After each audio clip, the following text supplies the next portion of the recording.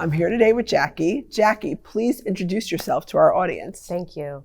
I'm Jacqueline van Wormer. I am the Division Director of the Center for Advancing Justice at All Rise. Wonderful. Well, I'm really happy to be here with you at this conference. And I want to talk to you about juvenile treatment courts. Mm-hmm. What is the difference between a juvenile treatment court and an adult treatment court? And why are those differences important? Yes, excellent question. So the adult drug court model and juvenile treatment court model have some similarities in terms of like making sure you're hitting the right target population, the use of contingency management or incentives and sanctions as we like to refer to it, the importance of the role of the judge, really coming to understand that youth and the family. But that is where they start to differ in the sense that this is a youth that's in a state of development. There's a tremendous amount of adolescent brain development happening at that time. There are, we all know of the key characteristics of adolescent development, right? Risk-taking, impulsivity, different sleep schedules, sometimes a little bit grumpy, but sometimes very connecting, of course. And so they're in this state of adolescent development. And also naturally, these youth are, because they're in this state of development, they're pulling away from their families of origin and finding more time with their friends and peers are very important.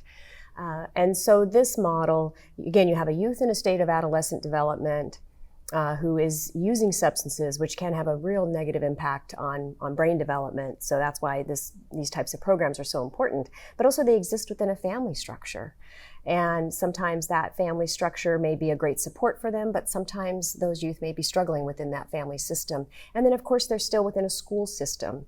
And so these treatment courts differ in the sense that we need to bring a lot more resources to the table. We need to think about not just the adolescent as an individual, but an adolescent within the peer space, within the family space, and within the school space, and within the community space as well. Fascinating. So what are the components that make for a successful juvenile treatment court? Yes.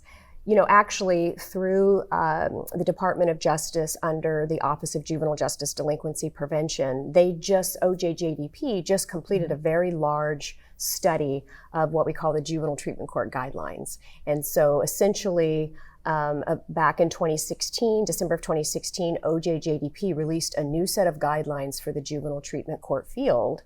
And with that, we had 10 sites that tested the effectiveness of those guidelines. And some of the sites weren't able to complete the study, but of those that did, we found, the researchers found basically that when the courts follow the treatment court model, we get good outcomes. And we get good outcomes for youth in the sense of reduced recidivism, higher treatment completion rates, and school engagement. Because again, some of the outcomes that we're looking at for adolescents are a bit different than adults. Yes.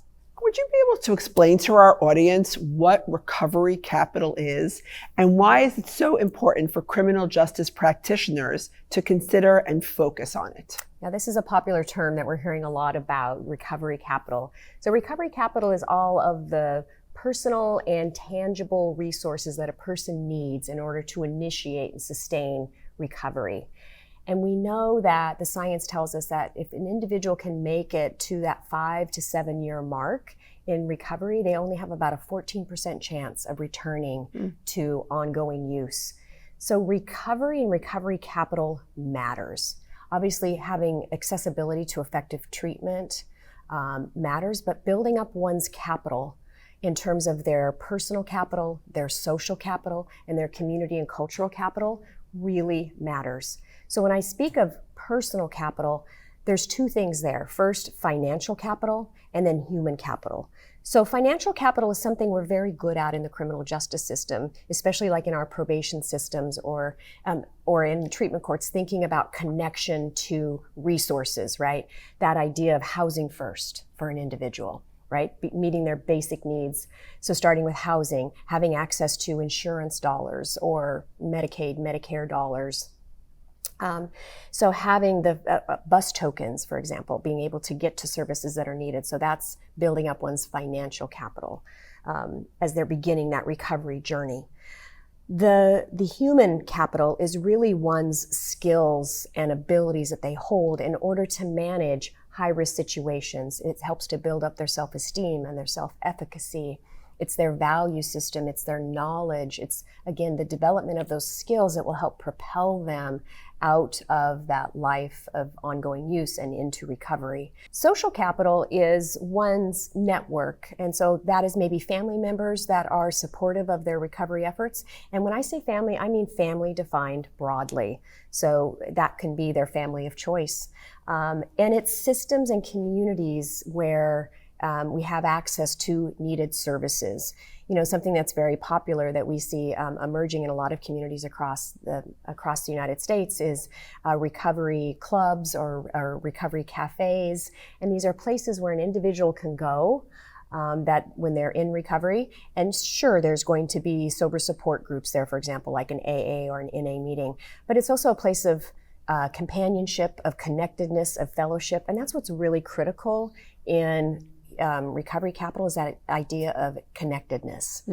And so in these recovery cafes or recovery clubs, they might operate, they might offer trainings, for example. They might have a barista training or they might offer guitar lessons or have yoga, or they have an exercise schedule. They have a noon running club or a hiking club.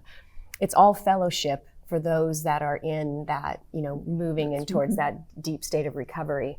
So that's a pretty great function and a way to help build up that social capital. And community cultural capital, that is just ensuring that our communities are fully aware of the power of recovery and supportive of individuals as they take that recovery, as they engage in that recovery journey.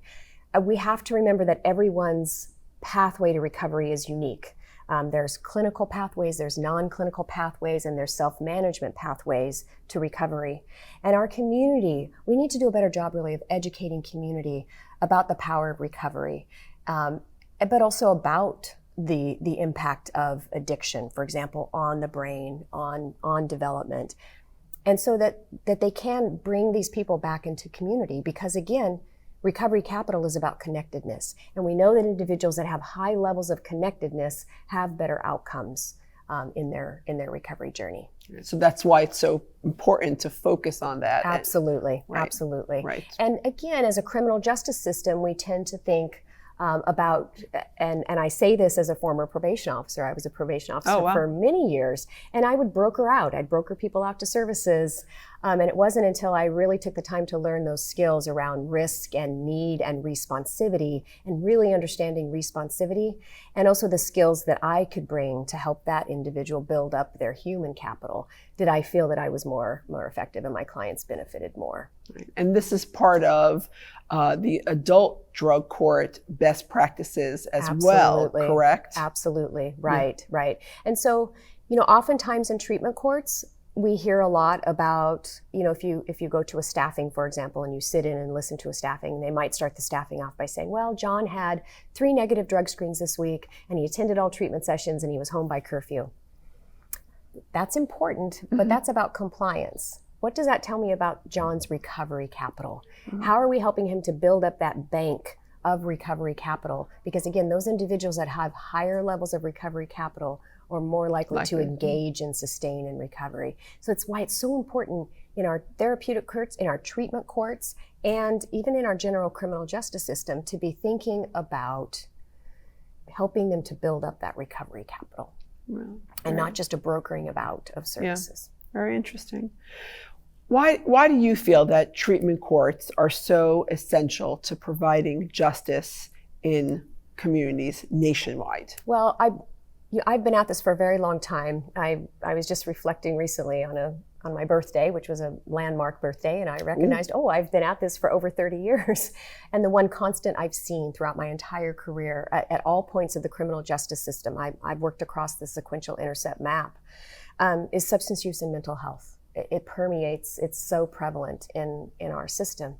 And so what treatment courts bring is that balance between safety and compassion, and really understanding the nature of addiction, and again, trying to empower and connect individuals back into communities and into effective treatments and services, and with that support of a whole group of individuals that really care about their long-term success.